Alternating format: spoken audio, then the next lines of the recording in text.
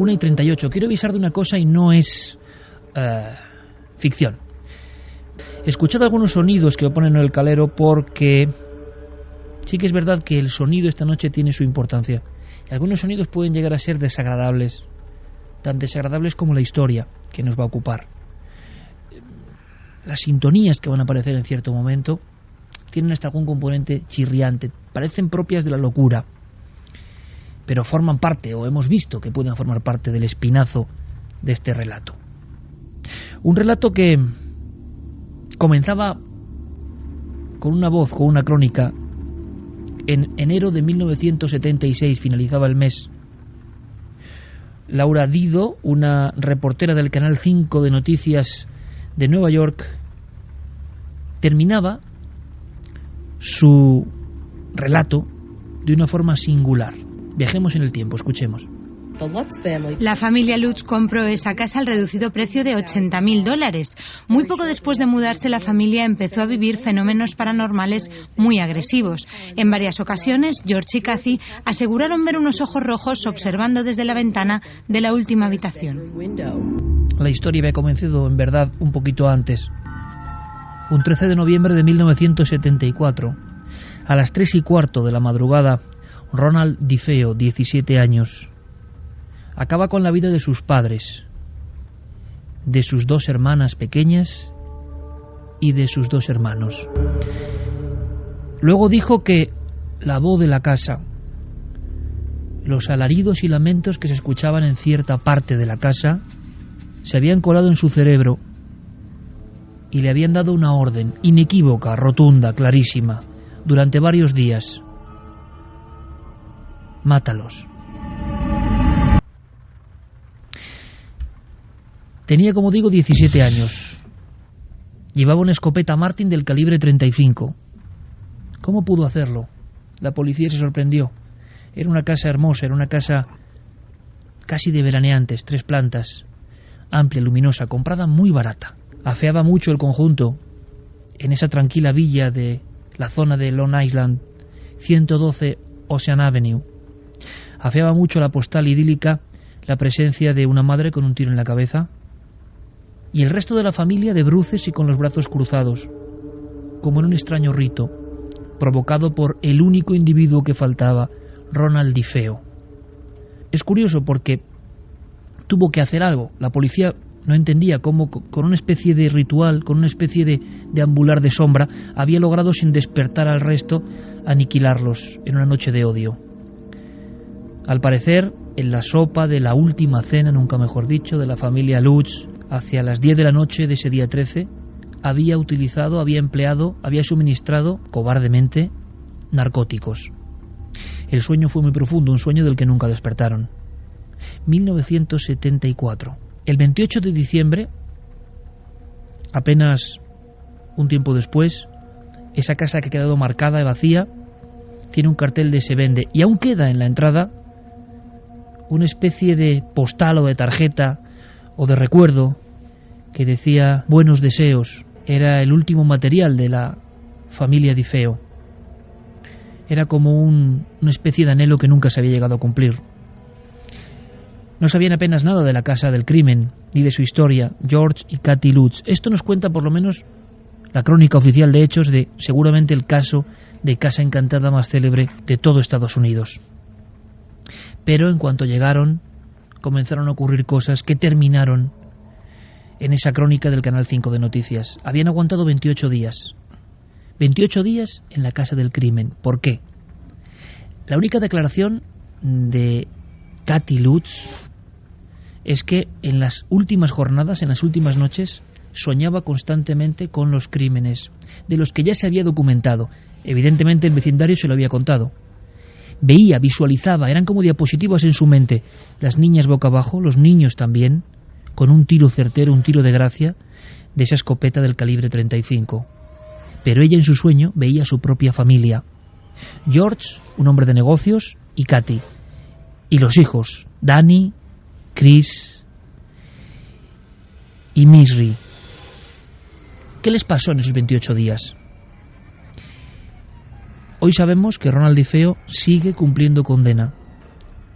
Fue acusado por cada uno de los crímenes a 25 años y condenado. En total, cadena perpetua. Dicen, cuentan, aseguran que intentó contar su propia historia, pero las leyes del condado de Nueva York lo impiden. No puede hacerlo. Aunque él ha dejado alguna declaración concreta. Por ejemplo, esta. Creo que el mal de Amityville se apoderó de mí. Por eso estoy condenado por la muerte de mi familia y lo hice poseído por algo. 1:45, seguramente muchos oyentes de Milenio 3 ya nos han escuchado hablar de Amityville. Esa casa, esas ventanas semicirculares, esa casa maldita, ese arquetipo de lugar maligno. Cuentan que en esa casa había una habitación secreta. Cuentan, dicen, aseguran que Ronald DeFeo antes de los crímenes la descubrió, como luego la vio tiempo después Kathy Lutz, sola, soñando con esos crímenes, inquieta, mirando a su espalda. Detrás de un tabique había una superficie tapiada, pintada de rojo sangre, de arriba a abajo. Dicen algunos investigadores que allí se recluyó Ronald DeFeo y allí la propia voz de la casa le habló y le ordenó su misión. 28 días de pesadilla. Tengo aquí el propio libro, Aquí vive el horror, la casa maldita de Amityville, Jay Anson. Es un libro que da mucho respeto, que da mucho miedo. Yo lo leí en la cama de una sentada y con miedo a apagar la luz, os lo aseguro. Hoy me he enterado que Jay Anson, meses después de escribir el libro prácticamente, fallece de un infarto. Estaba ya ideando una novela que se llegó a editar llamada 666. Parece que el diablo se había convertido en su monotema. También murieron los principales protagonistas de los 28 días de pesadilla. Por lo tanto, ¿qué podemos aportar de nuevo a la historia de Amityville? Pues esto es lo interesante. Seguramente hay muchos amigos ya en Nave del Misterio en Facebook o en Twitter y están viendo una imagen. Parece que hay novedades.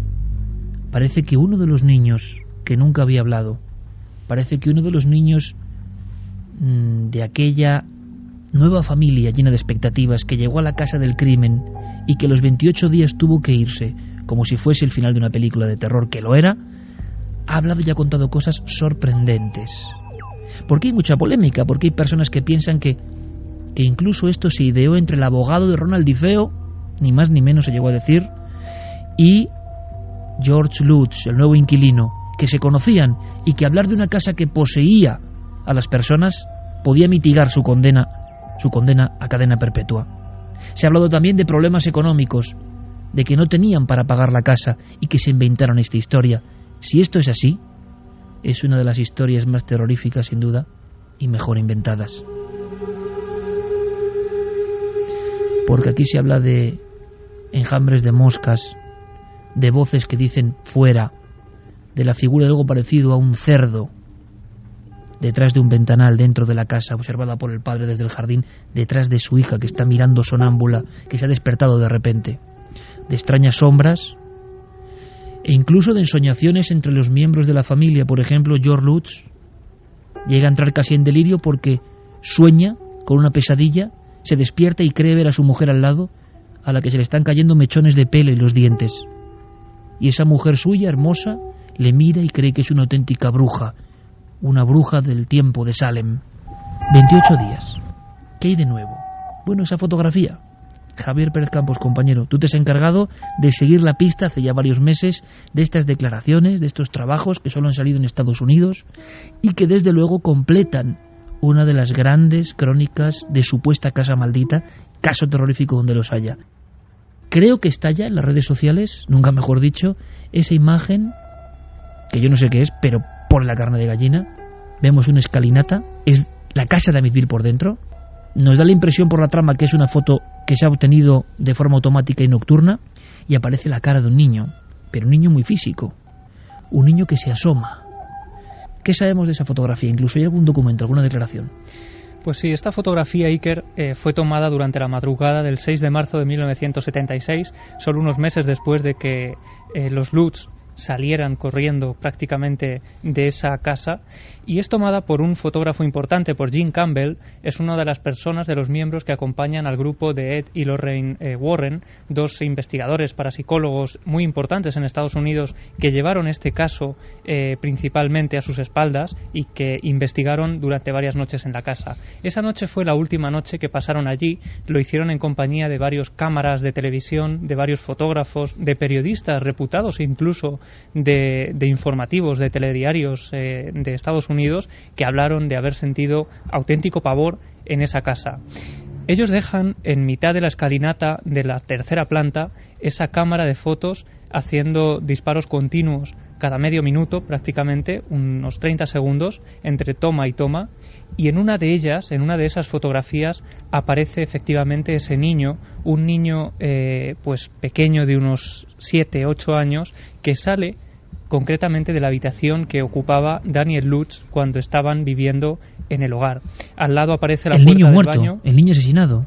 Sí, la habitación de Daniel Lutz. Daniel Lutz es el pequeño que nos cuenta ahora mismo la historia, esa persona mayor, y sale efectivamente de la habitación que antes de él había ocupado el pequeño Joe DiFeo. Joe DiFeo es uno de esos niños que Ronald acabó con su vida en esa noche, ¿no? Pues efectivamente se hicieron incluso posteriormente comparativas con las imágenes, con las fotografías de Joe DiFeo, y las conclusiones a las que llegaron son que este niño no podía ser otro que Joe DiFeo. Esa noche, Iker, decían que en la casa no había niños y no había mascotas. Recuerdo que Gene Campbell, el fotógrafo, era un experto. Cuando ves el rostro parece un niño, pero si te fijas bien, sus ojos parecen luminosos, aunque podría ser unas gafas o podría ser cualquier cosa. Demasiado clara para ser verdad. Muy impactante, eso es cierto, y en ocasiones eso es marchamo de la verdad. Aquí no lo sabemos, pero están surgiendo nuevos datos porque se cumplen prácticamente 40 años de la llegada de la primera familia. Hay dos familias clave. La primera, que es abruptamente inmolada por la locura, entre comillas, de uno de sus miembros, Ronald DiFeo, dominado por esas voces de la casa. 6 muertos, cada uno en su cama. Nadie sabe exactamente qué pasó a las 3:15, pero se supone que este hombre, como una especie de fantasma de carne y hueso, recorrió habitación por habitación en silencio, apoyado, conocedor de que el narcotizante había hecho su efecto preciso. Una historia que horrorizó a todo Nueva York. Después los Lutz y su huida precipitada. La casa de sus sueños, la casa demasiado barata, se convierte en una casa que parece tener la intención de latir, de estar viva y de apoderarse de cada uno de los miembros. A su forma, con apariciones, con avisos. Cuentan que todo se incrementa cuando en cierto día, hacia el día 14 de enero de 1976, ya muy asustados, tanto George como Kathy Lutz, el matrimonio, llaman al reverendo, al padre Mancuso, que acude a ver esa casa, en la que nunca había pasado nada hasta el terrible crimen. Y el padre Mancuso dejó unas declaraciones para la posteridad del mundo del misterio. Escuchó algo, un mensaje muy claro, un mensaje tan rotundo y tan preciso quizá como el que escuchó en su cerebro Ronald DiFeo, y con un contenido directo, con un contenido amenazador. Cuentan que incluso el padre Mancuso sintió en su piel, y esto es literal, la fuerza de aquello que no se quería marchar de la casa del horror. Estaba esparciendo agua bendita cuando escuché una voz profunda que decía: vete de aquí. Parecía que se dirigía a mí y me sobresalté. Entonces sentí una bofetada en la cara. Alguien me había bofeteado, pero allí no había nadie.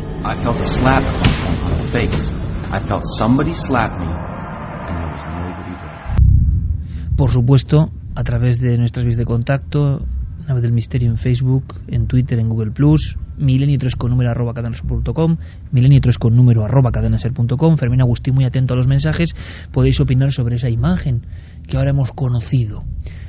Sorprendente, desde luego, como todo en torno a este caso. ¿Qué faltaba? Pues bueno, faltaba esa confesión de Daniel Lutz, el niño, dicen que más traumatizado, más agredido, más perseguido por la causa paranormal. Tenemos un primer documento, hay que escuchar con mucha atención. Yo creo que de verdad son elementos importantes, dignos de tener en cuenta, porque sea cual sea el fenómeno que se apoderó de esa familia o de ese lugar, histeria, alucinación o fenómeno real maligno, se ve incluso en la voz del propio niño entonces, hoy ya con más de 40 años, el sufrimiento, el no haberse despegado de esa historia, lo marcante, el estigma que lleva encima por ser uno de los niños de aquella familia que aguantó 28 días. Y nos habla un poco de todo eso, Javier, de ese trauma, de esa sensación y sobre todo de su conclusión. Han pasado casi 40 años. Noviembre del 74, diciembre del 74. ¿Qué es para él todo eso? Diciembre del 76, perdón. ¿Qué es para él? ¿Qué ocurrió realmente? ¿Cómo lo interpreta hoy desde el punto de vista de un adulto racional? Esta es su respuesta. Creo que aquello era una fuerza que se escapaba de mi control. Creo que había algo maligno que podía manifestarse en cualquier momento y de la forma que quisiera. Y yo fui una víctima de ello. Por lo tanto, vemos a una persona que sigue enganchada de alguna forma con todo lo que se ha dicho en Estados Unidos. Ha habido polémicas, se habló de que se edulcoraron los hechos o se les dio una pátina de mayor terror. Pero claro, él habla, sus padres ya no están, él es el último testigo de esa historia real, vivió los hechos y vemos a un hombre atormentado por lo vivido allí durante un mes. Sí, estamos escuchando a Daniel Lutz, que tiene ahora más de 43 años, que vive en un barrio humilde de Nueva York. Eso de alguna forma demuestra que él ha huido siempre de esta historia y no se ha lucrado para nada con todo esto. De hecho, él asegura que la pesadilla para él empezó también al salir de aquella casa. Sufría persecuciones de los periodistas que llegaban a los colegios a los que él iba a preguntarle constantemente. Él tenía que mudarse una y otra vez. Todo eso fue derivando en una especie de trauma que aún hoy puede verse en sus declaraciones e incluso en su cara, que cambia prácticamente en cuestión de segundos cuando empieza a relatar algunas de las experiencias que vivió en esa casa. Una de las frases que él dice y que a mí pues más me han llamado la atención es que las cosas buenas le pasan a la gente buena y las cosas malas a la gente mala, pero a veces a la gente buena también le pasan cosas malas. Daniel Lutz era un niño, lo colocamos con sus padres, con sus hermanos, llegando en el 76 a esa casa maravillosa, $80,000, y cuenta Daniel cómo poco a poco en esa vivienda empiezan a ocurrir cosas que no son normales, y como suele pasar, es un incremento gradual, una puerta que se abre, un armario que se cierra, un sonido, y ya empieza de vez en cuando un susurro, una voz. No están intranquilos porque la familia irá viviendo independientemente fenómenos diferentes. Sí, él dice que la primera vez que él llega a la casa le parece un lugar acogedor, una especie de aventura para un niño, una casa enorme. Él llega con su trabajo en ese momento es desembalar todo y ayudar a sus padres a ir colocando por todos las habitaciones cada objeto y hacerse también con su propia habitación. Él elige su habitación en la tercera planta. Y poco a poco, ya es en esa primera noche cuando él empieza a sentir que las cosas no van bien, que el lugar no es tan apacible como él había sentido al principio. Otra cosa interesante, Iker, que se desconocía hasta el momento, es que George Lutz es en realidad el padrastro de los niños.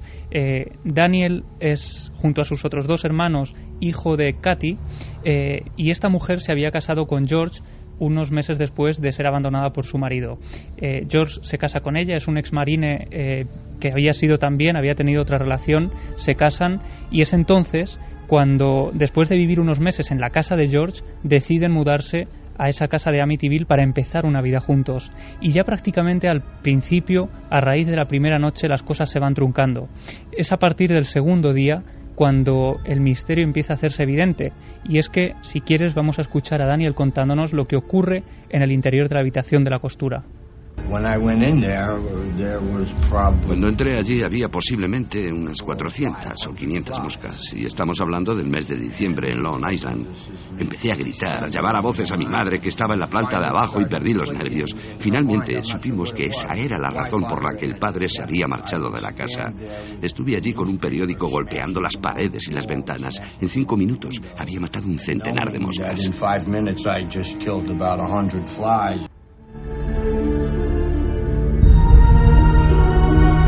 Y se nos ha quedado en la memoria colectiva muy bien fijada la imagen de esos enjambres zumbantes de moscas muy oscuras, muy negras, porque esta historia se llevó al cine en 1979, Terror en Amityville.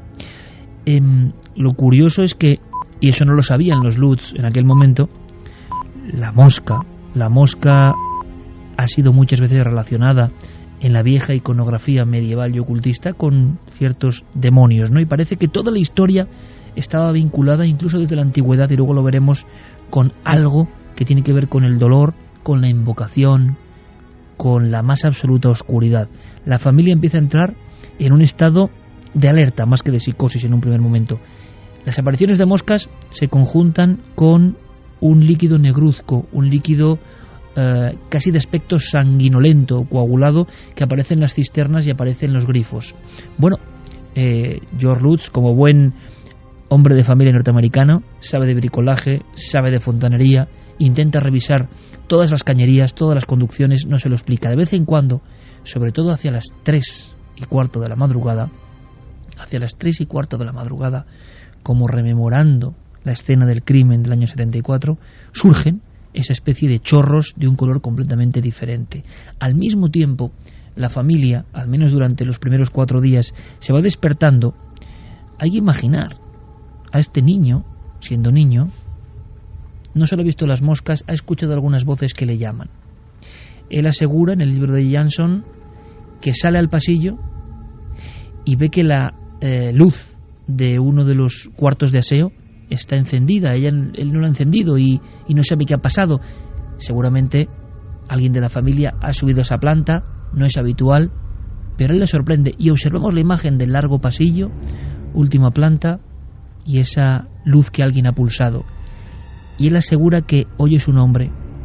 Alguien le susurra su nombre al final del pasillo, pero es que al final del pasillo no hay nadie. Y al mismo tiempo un hedor, un olor terrible, como de carne en descomposición, se apodera de toda esa planta. Eso irá ocurriendo como una señal constante. Son como los primeros datos que nos hacen pensar que en esa casa ocurre algo. Sí, y no solo eso, sino que esa serie de fenómenos van generando una tensión cada vez mayor entre los propios miembros de la familia. Entre ellos, que siempre había habido un ambiente absolutamente sano, empiezan a haber peleas constantes en las que incluso los propios padres, tanto Kathy como George, tiran cucharas, lanzan cucharas a los niños, les regañan constantemente, llegan incluso a azotarlos con fuerza en varias ocasiones, hasta el punto de que en algún momento Daniel llega a asegurar que tuvo que abandonar la casa porque estaba atemorizado por la propia reacción de los padres. Esa familia, que era una familia ideal, es verdad que venían de un fracaso amoroso, pero se llevaban perfectamente. Y lo que cuentan, lo que aseguran es que a los 7 días en la casa, esa convivencia, esa armonía, se había convertido en un desastre absoluto. Que incluso el padre, y esto es muy curioso porque vamos a fijarnos mucho en él como si fuésemos detectives, está desaliñado. Era un hombre apuesto, era un hombre siempre atildado, se está dejando la barba, se pasa el día cortando leña, grita a sus hijos, la madre también está irascible. De pronto ese niño observa que toda su familia está desestructurada, y yo creo que él mira con recelo a esa casa de ventanas semicirculares con embarcadero y junto al canal, que es una maravilla, pero que le empieza a parecer ya una gran sonrisa siniestra, lo que significa, ¿no? Y no solo eso, Iker, sino que esto empieza a convertirse en una especie de bucle infinito, porque cuanto mayores son los fenómenos, más tensión hay en esa casa.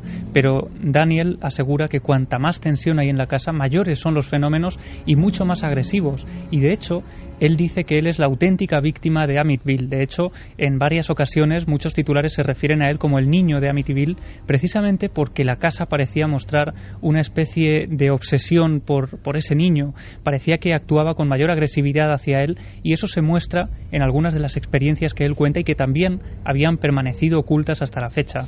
Hay una escena, y muchas, realmente no solo una, surgen o tienen que ver con las ventanas, con esos ventanales que se han convertido en clásicos de la historia del terror. Esa zona casi de buhardilla que tiene un diseño muy peculiar y que se ha convertido también en icono del misterio. Lo ha contado el cine y lo contó Jay Jansson en ese libro que da escalofríos. Y es que una de las noches, a mediados de mes, llevan prácticamente 12 días en la casa, escuchan unos ruidos en el embarcadero. Por supuesto, lo primero que piensa el padre es que alguien ha entrado, alguien físico, un ladrón. Y lo que hace es, sabiendo que la familia duerme, bajar, y se da cuenta que son las 3:15 de la mañana. Es decir, que todo sigue un proceso, todo sigue una mecánica y que siempre es la misma hora, el mismo dígito en el reloj. Cuando baja, yo creo que se produce una de las escenas, si fue así, que yo no lo sé, más dramáticas de la historia de los misterios, ¿no? Él está en mitad del jardín, es invierno, el invierno de Nueva York no es fácil, hace frío, él está pertrechado con una especie de anorak, revisa el embarcadero, que allí no hay nada. Nada chirría, nada hace ese ruido, las compuertas están perfectamente engrasadas y ajustadas, no pasa nada fuera de lo normal. Pero es entonces cuando percibe algo, siente algo a su espalda. Entonces George Lutz se gira y mira directamente hacia su casa, hacia su hogar, el lugar que les protege, el lugar que, digamos, es el refugio de la familia. A través de la ventana de una de las habitaciones ve a uno de sus hijos que está asomado y le sorprende, no lo había visto. ¿Qué hacía ahí levantado? ¿Qué hacía ahí de pie? Parecía ser sonámbulo. Nunca se comprobó, nunca se supo, pero lo cierto es que estaba mirando fijamente a su padre. Y en ese instante George Lutz asegura que detrás del niño, puede verlo perfectamente por la propia claridad de los faros del jardín, hay esa figura que hemos dicho, una figura que parece animaloide, una figura que está casi rondando a su propio hijo. Eso le produce un terror, un pánico, sube rápidamente las escaleras y el niño está durmiendo, nada está fuera de su sitio, está siendo víctima de una alucinación, de unas pesadillas constantes. Bueno, siguen incrementándose los fenómenos y el niño protagonista, Daniel Lutz, lo contaba así, una historia que tiene que ver incluso con las ventanas. Mi hermano entró en la habitación y me dijo: «Hey, ¿estás bien?». Yo volví la vista para mirarle cuando la ventana bajó de repente con fuerza sobre mi mano. Me rompió los dedos hueso por hueso.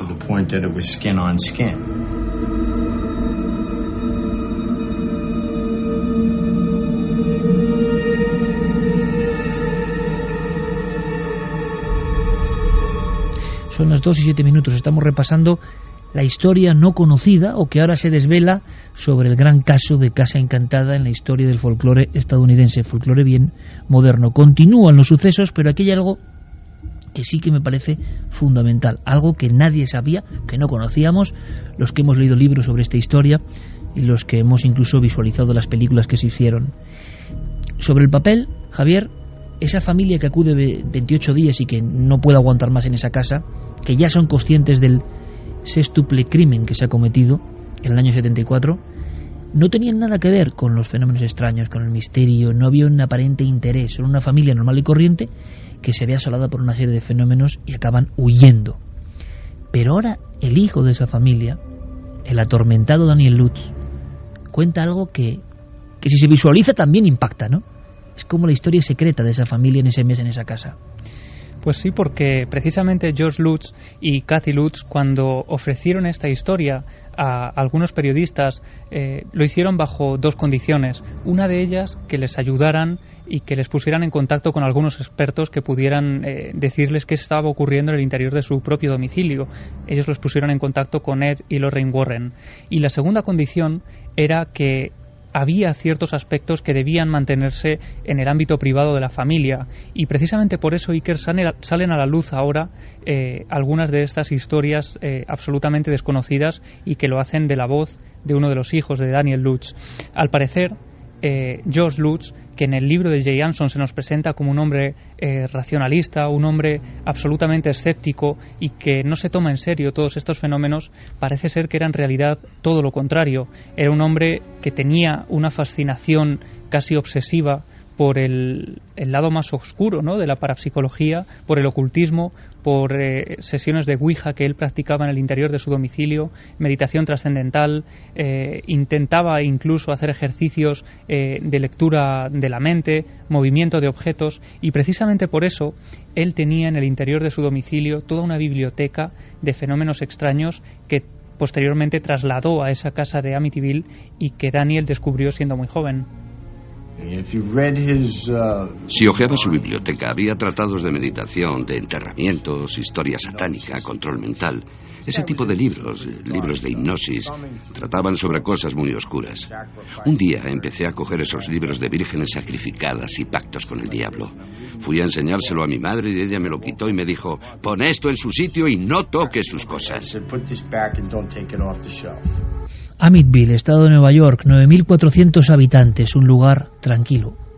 Hasta el día de noviembre de 74 en que se desató el caos, el infierno en esa casa. Esto sí que es nuevo y es desconocido.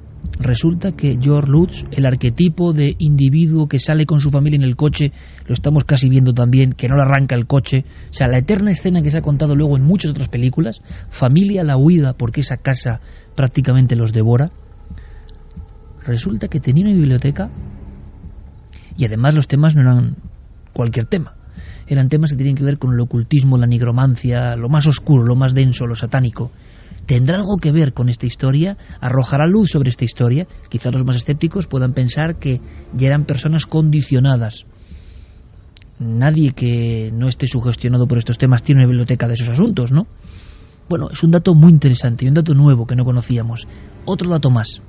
Van surgiendo las apariciones. Algunas, yo lo digo, cuando uno lee cosas y ha escuchado miles de ellas y observa en los testigos y en su descripción elementos nuevos, elementos que no se le ocurren a ningún guionista, piensa que eso es una raíz de la verdad, que las personas muy asustadas han descrito cosas al alcance de muy pocos.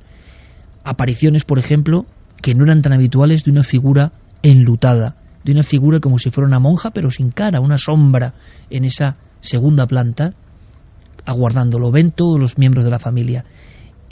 Una de las personas, Kathy Lutz, la mujer, tiene la terrible experiencia de ir al servicio, de salir de la habitación, de ir a ver cómo están sus hijos, de volver de nuevo, de bajar de esa tercera planta donde ya habían pasado muchas cosas, y junto a la escalera, donde ahora se ha fotografiado eso, ve una especie de gran masa oscura que va descendiendo. Y además lo que le aterra es que el movimiento, no ve piernas, no ve nada, pero el movimiento es como alguien que va bajando peldaño a peldaño, sin cara, como una especie de esfera pulida y un traje sacerdotal o talar, hasta que desaparece por una pared.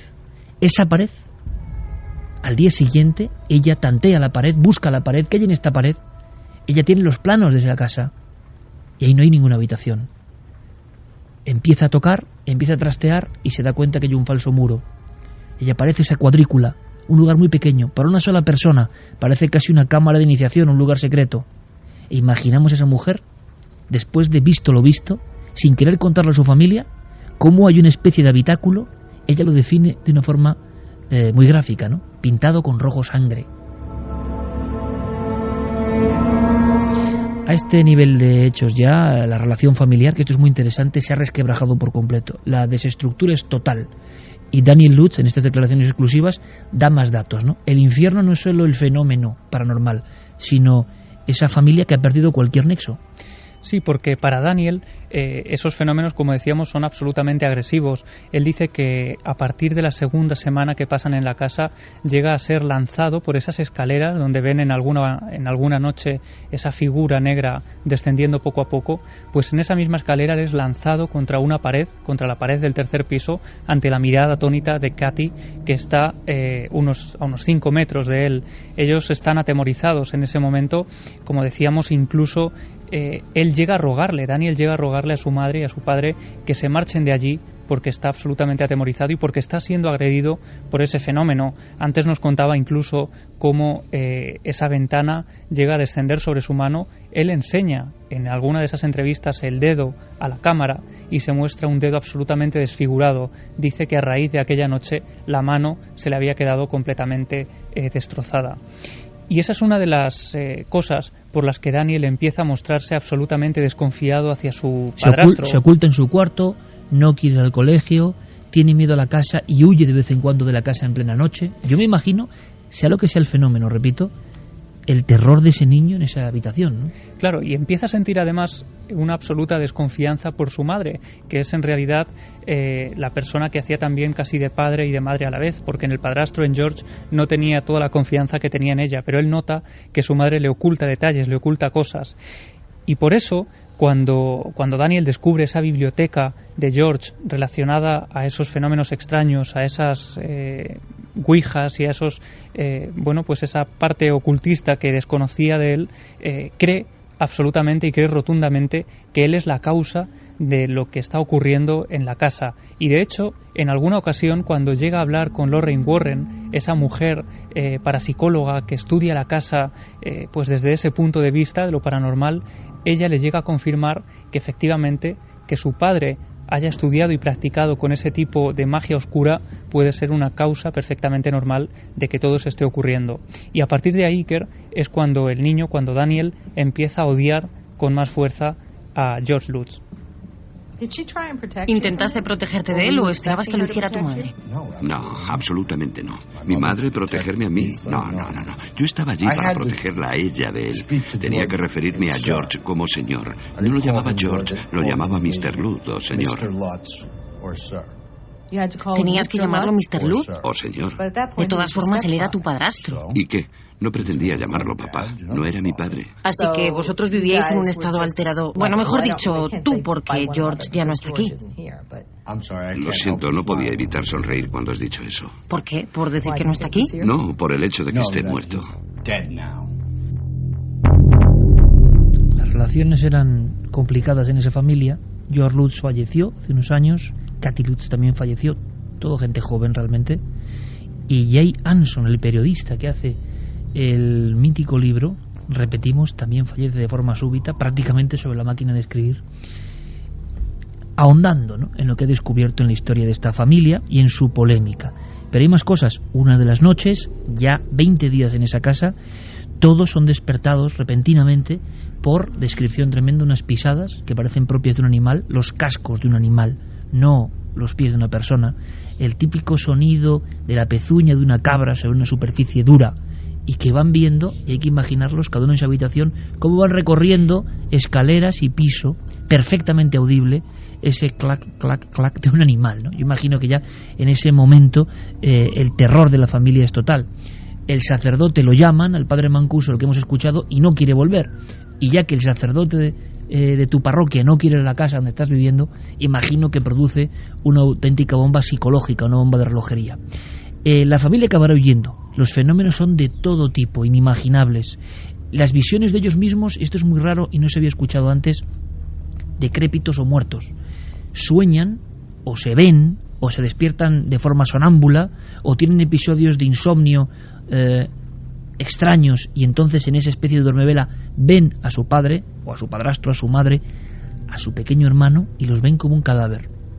Las moscas continúan entrando en diferentes lugares de la casa, sobre todo en esa espantosa habitación rojo sangre que nadie sabe qué hace ahí. Se ha convertido todo en un infierno. Continúan chorreando los grifos, las cañerías, esa sustancia negruzca que les preocupa y que nadie les da solución. Bueno, ya empieza el trauma de este niño, que es un poco la historia que nos ha contado, porque ellos llegan a huir.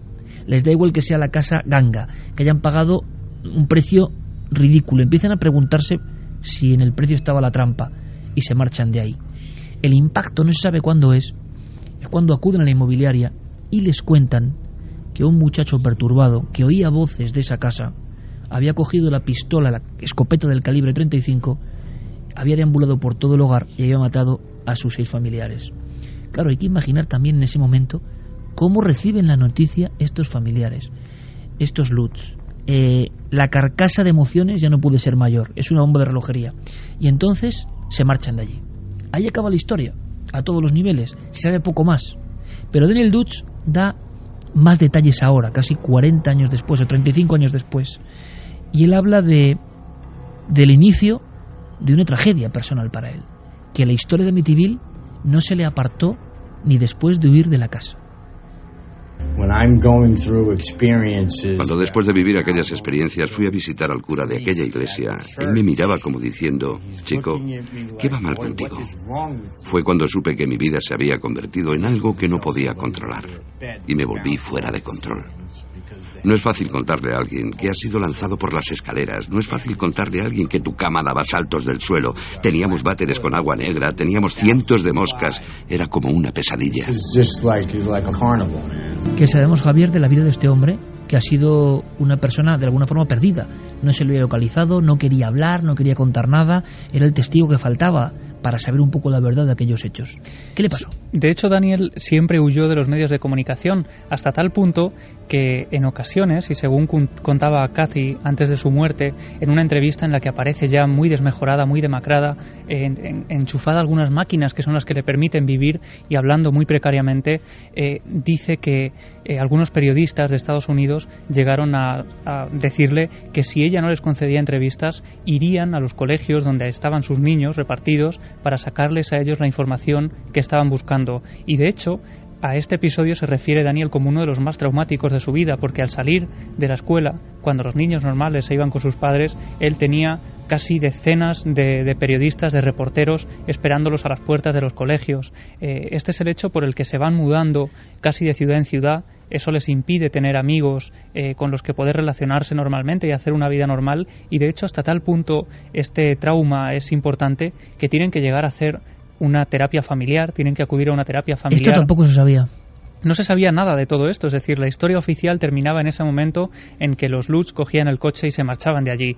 Y ahora aparece esta información de las terapias, de esos psicólogos entrevistando uno a uno a los miembros de esta familia. De hecho, hay incluso algunas imágenes de cómo los psicólogos han intentado entrevistar a Daniel Lutz y él se muestra cerrado por completo, no quiere hablar para nada, muestra una actitud incluso agresiva hacia estas personas, y la única forma de hacerle hablar en profundidad ha sido mientras era entrevistado por Laura Dido, esa periodista que durante los 28 días de horror y posteriormente fue el apoyo fundamental de la familia. Es muy curioso porque esto recuerda la historia, y es significativo, ¿no?, que tantas veces ha contado Carmen aquí en este programa.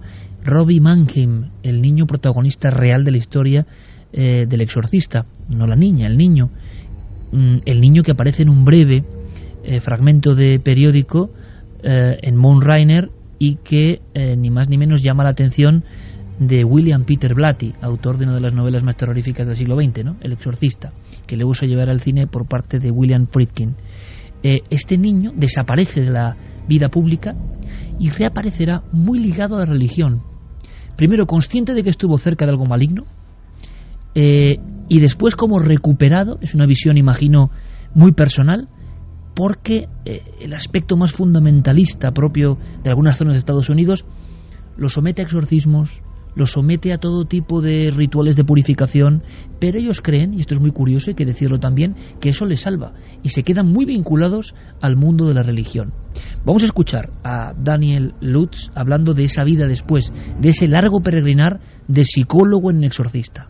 Sí, porque a raíz de la experiencia son sus padres los que creen que el mal que habitaba en la casa de Amityville había quedado dentro de Daniel Lutz, precisamente. Los padres acaban culpando no la casa, sino que la última residencia de lo maligno era el niño. Sí, para que te hagas una idea, algunos de los parapsicólogos que pasaron por el lugar les dijeron que lo que había allí podría irse con ellos y perseguirlos allá donde fuera. Vaya ánimos que daban. Claro, también. Esa idea quedó muy dentro, dejó marcados a los padres, y precisamente por eso creían que Daniel tenía el demonio prácticamente. Decían que él blasfemaba continuamente, caía enfermo cada 2 por 3, decían que ante las imágenes religiosas mostraba reacciones agresivas y una serie de hechos que ni siquiera los médicos supieron explicar, y precisamente por eso creyeron que su hijo Daniel estaba poseído por algo maligno. Esa es la razón, Iker, por la que solo unos meses después de salir de esa casa de Amityville, y esto tampoco se ha contado nunca, ingresan al niño en un internado religioso donde durante un año le realizan un exorcismo casi semanalmente. Me sometieron a exorcismos porque hablaba en lenguas extrañas, blasfemaba, escupía, sufría violentas convulsiones. ¿Qué parte de exorcismo tengo que explicarte? ¿Por qué te sometieron a ello? Porque estaba poseído por un espíritu del que no podía librarme por mi cuenta. La historia se truncaba en ese momento concreto, pero hemos sabido del sufrimiento, lo que no se suele contar, ¿no?, del sufrimiento interno de una familia desestructurada, de una familia que no entiende lo que ocurre. ¿El padre realmente hizo la ouija, invocó algo en esa casa? No lo sabemos. El padre sabía en su extrañísima psicología que haya bebido un crimen múltiple, y es una teoría que suelto la pluma, no sé si es certera, pero ha ocurrido en algún caso. Personas que han aprovechado o han adquirido lugares de crimen, esto como suena, creyendo profundamente en lo paranormal, como un intento de que esa impregnación del lugar se ponga en contacto con uno. Locura que salió mal, o no tiene nada que ver, o eran víctima de una serie de alucinaciones complejas que puede explicar la psicología. Nunca lo sabremos. En España, nuestro compañero de este equipo de los informativos de la SER y de Milenio 3, Carlos Cala, como pasa en ocasiones, yo lo recuerdo muy bien, porque hablé mucho con él y procuré darle mi orientación también a nivel editorial. Hizo un libro, Aquella casa en Amityville, se documentó a tope y ya lo que era un trabajo de prácticamente tesis periodística se convirtió en una obsesión por saber la verdad. Y no eludió la polémica, además. Creo que es el único caso de un español que se ha metido de verdad a investigar la historia. Y él nos contaba dos cosas que pueden ser muy interesantes. Evidentemente nuestra audiencia, y sobre todo los más jóvenes, se habrán quedado con esa casa absolutamente bucólica, pero que había una habitación desconocida. Y habría algo más en esa casa, aparte de los crímenes, porque el asesino Ronald DiFeo, que hoy cumple cadena perpetua, al que hemos escuchado, él dice que la casa le hablaba. Claro, es la excusa de alguien que tiene problemas mentales, seguramente. Pero qué curioso, porque él dice que una personalidad concreta, antigua, le daba esas órdenes. Le hemos preguntado a Carlos por el lugar, por las indagaciones que él pudo hacer en trabajo de archivo constante. ¿Qué hubo allí antes incluso de esa edificación? En el archivo de historia municipal descubrieron, por ejemplo, que en esa parcela, no exactamente ahí en ese lugar, pero sí en las proximidades, se había ubicado una especie de sanatorio para enfermos y para dementes, un sanatorio en la época en la que digamos que esa parte de Long Island estaba sobre todo habitada por indios de una etnia muy concreta o de una tribu muy concreta, los Shinnecock. Digamos que era un lugar donde iban los desahuciados, ¿no? Los que ya no tenían ninguna esperanza de vida y simplemente, pues se les recluía en ese lugar para dejarles morir. Pero hay un dato más muy curioso, y es que aparte de ese sanatorio o de ese mortuorio, mejor dicho, para los nativos, parece que hubo más cosas. Parece que uno de los condenados del proceso de brujería más famoso de los Estados Unidos acabó sus últimos días recluido, sus últimos días confinado, precisamente en esa parcela del condado de Suffolk, estado de Nueva York, 9.400 habitantes, unos 6 kilómetros cuadrados, Amityville. Es curioso porque Santiago Camacho, compañero, estás escuchando muy atentamente, tú conoces bien el tema de Salem, has estado allí, sí, y has visto lo que es eso, y quizá aunque sea en un fragmento podamos hilar la historia, ¿no? Porque si hablamos del gran caso de Casa Encantada, moderno en el sentido del siglo XX, de repente conectamos con Salem, que es otro de los grandes clásicos de la historia de la brujería, del ocultismo y de la nigromancia. Y curiosamente, pues esa presencia antigua sí puede tener alguna relación con una presencia muy antigua, que es tan antigua como de 1693, que es cuando se celebraron los juicios por brujería en Salem. No sería de extrañar que uno de los acusados o incluso de los condenados acabase por allí, porque estamos hablando de unos juicios en los que se encausó, todavía los historiadores no se ponen de acuerdo, entre 150 y 200 personas. Es decir, fueron unos juicios masivos que no solamente se llevaron a cabo en Salem, sino que también en Boston, en Eastwick, casi en toda Massachusetts. ¿Murió mucha gente? Murieron varias personas, incluso algunos acusados de formas bastante crueles. Recuerdo el caso de un acusado que, por negarse a declarar, fue lapidado públicamente. Es decir, el cementerio de Salem es un cementerio que parece sacado de una novela gótica, es un cementerio antiguo, lógicamente, está jalonado por y hay los guías turísticos te las enseñan, las tumbas de los ajusticiados y de las víctimas. Y fíjate que eso algún día lo veremos en Cuarto Milenio. Cuando estuvimos rodando en una casa que también está marcada, que es la casa donde empezó todo, la casa donde las primeras niñas empezaron a decir que estaban poseídas, igual que el caso del exorcismo por una presencia maligna, el equipo nuestro nos empezó a ir mal. Nos empezó a funcionar mal. Llevábamos en aquel viaje casi las estrenábamos, unas luces LED que dan eran una nueva adquisición en el equipo y que básicamente eran muy ligeras, tenían una gran autonomía, etcétera, etcétera. Marcos Macarro, pues cuidadoso como siempre, se ocupaba de cargar las baterías con periodicidad, y justo cuando llegamos allí, de repente nos encontramos que una de ellas no tiene batería. Extraño, no pasa nada, coloca el otro foco. Estamos haciendo la entrevista y a los 2 minutos aquel foco LED, que no es un foco que emita calor, empieza a echar humo, empieza a oler a quemado. Tenemos que rápidamente desconectar todo aquello. Yo le digo, Marcos, tío, esto... Dice, no, esto es... técnicamente es imposible. En Madrid, cuando ya fuimos a devolverlo, porque evidentemente era material nuevo y estaba en garantía, directamente no se lo explicaban. Es decir, hay sitios que están marcados por historias muy, muy, muy antiguas.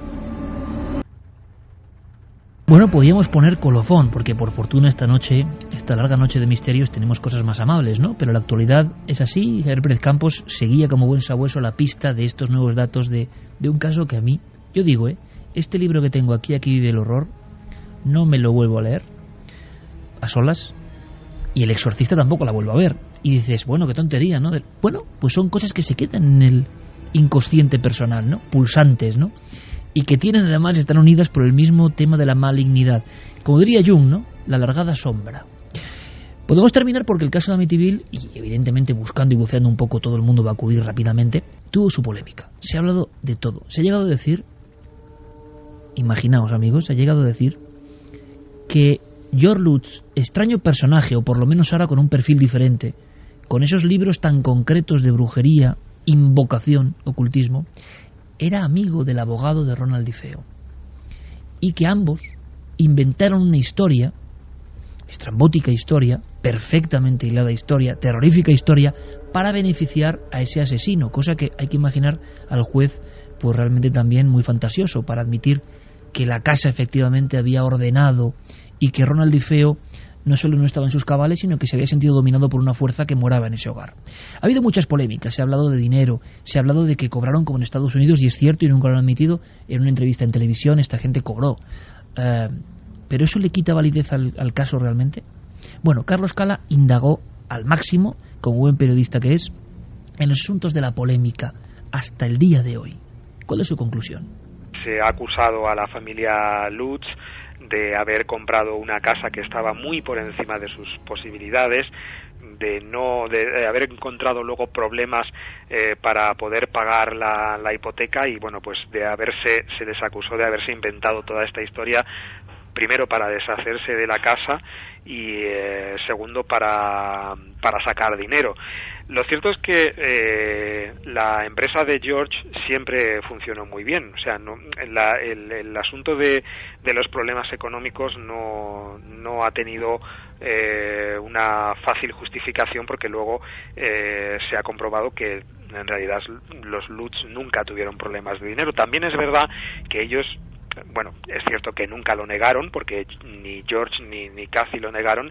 Ellos cobraron dinero por vender esta historia, cobraron pues en torno a unos $400,000, creo recordar, por el asesoramiento en la historia del libro de Amityville, del primer libro que escribió Jay Anson, y también por el asesoramiento en el guión de la primera película sobre Amityville que se rodó. De hecho, los niños sí que han seguido reconociendo pues que todo lo que allí vivieron y sufrieron fue cierto. Bueno, hubo alguno de los hijos que en un momento determinado dijo que él no recordaba nada, pero bueno, casi eso era se comentaba o se decía que era porque en realidad no quería tener más vinculación con la historia de la casa de Amityville, que realmente ha sido una historia que les ha perseguido siempre. 2:35, frase final prácticamente, Javier. Esa casa es abandonada, pero luego, cierto, aunque escucharéis y leeréis sobre todo en la red, ¿no?, donde ya todo es una enorme confusión, que nunca vuelve a ser habitada, no es cierto. Ha habido varias familias, sinceramente hay que tener cuajo, que han ido a ese lugar y han alquilado la casa de Amityville. El último dueño, atemorizado por ese icono de las ventanas de la parte superior así como semicirculares, las cambió, las puso cuadradas. Pero es cierto que ha habido familias y que aseguraron que allí no pasaba nada. A lo mejor porque nunca pasó nada, o a lo mejor porque la historia tenía que ver con esa familia y se marchó con ella, no lo sabemos. Bueno, y de hecho algunos de los inquilinos de esa casa llegaron también a cambiarle el número a la puerta para evitar que los curiosos se pusieran al lado de esa puerta para fotografiarse con la casa. Desde que se fueron los Lutz, por allí han pasado 5 familias. Algunas sí que han hecho declaraciones públicas y han dicho que allí no ha ocurrido absolutamente nada desde que ellos vivían allí, pero lo cierto es que desde hace 3 años la casa vuelve a estar vacía, vuelve a estar en venta, como lo estuvo durante meses tras la marcha de los Lutz. No sabemos muy bien la causa por la que se marcharon esas personas, pero lo cierto es que nadie ha vuelto a comprarla a día de hoy. Yo te puedo decir, Iker, que releyendo el libro esta semana encontraba paralelismos, y tengo aquí marcadas algunas de esas páginas con el caso Vallecas. Si recuerdas, en el caso Vallecas, ese inspector de policía que pasa una noche en el interior haciendo una inspección ocular necesita casi ampararse en la religión después de la experiencia que vive allí. Lo mismo ocurre con Daniel Lutz, que se ampara en la religión tras esos episodios de pesadilla en el 112 de Ocean Avenue. Y hay otros episodios, como por ejemplo el de un crucifijo que se da la vuelta y se queda boca abajo en ese salón de la casa de Amityville, o el de una foto de familia que de pronto sale ardiendo sin motivo aparente. Esa experiencia se repetiría también en el caso Vallecas. Por no hablar de la visión de una sombra parada, opaca, una sombra casi sin formas, sin definición, pero que uno cuando la ve, cuando la percibe, cuando está delante de ella, parece que tiene la sensación objetiva de que está frente a algo maligno, algo que rebota en su eco desde lo más ancestral y desde lo más oculto. Bueno, pues esta es la historia de Amityville. Seguro, Fermín, compañero, buenas noches. Buenas noches, Iker. Por cierto, Fermín, enhorabuena por el EGM. Enhorabuena a todos, yo creo. Vamos rápidamente, porque yo creo que después de una hora de dossier, enseguida vamos a ir con otros rumbos, nos queda mucho programa, pero sí que sería interesante que has detectado, porque había una fotografía también muy impactante por ahí y había un caso lleno de historias y matices. Pues mira, la fotografía ha causado bastante miedo entre todos nuestros oyentes. Ha habido muchísimos mensajes, como por ejemplo el de Dave Constantin, que dice: la foto que acaban de colgar de la niña con los ojos en blanco es de auténtica pesadilla. Trevis Muñiz, por ejemplo, también decía: qué casualidad, llevo 3 días leyendo el libro y hoy habláis de él. He visto la imagen y me da escalofríos. Genial el programa como cada sábado de madrugada. Un abrazo a Iker. Raúl, a Iker y a todos, ¿no? Digo yo, ¿no? Raúl decía: una tragedia horripilante, pero me pregunto cómo puede tener un niño de 17 años acceso a una escopeta. Padres, tener cuidado. Jorge Berrocal decía: lo que está claro es que las casas poseídas por una energía oscura siempre tienen fijación con los niños. ¿Por qué?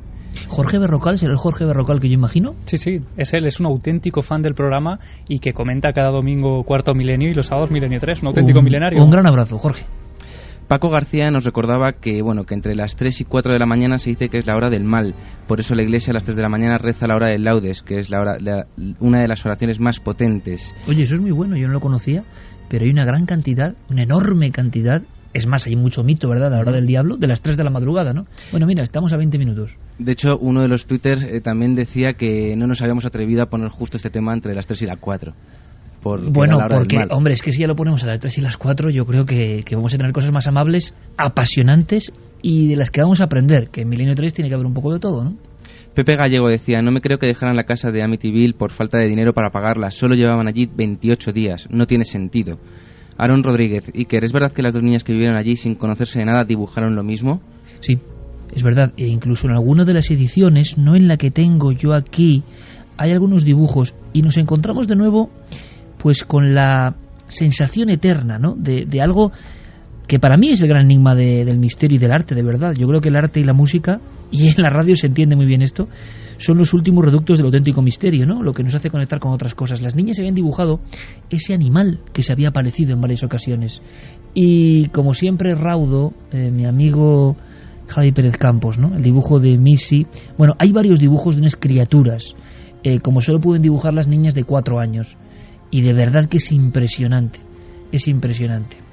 y tienen esa fuerza que no sabe de las fantasías. Nosotros creemos que sí, pero que a veces tienen que ver con lo profundo, con lo auténtico, ¿no? Y los niños dibujaban croquis de cosas muy parecidas que luego además los propios adultos vieron, ¿no?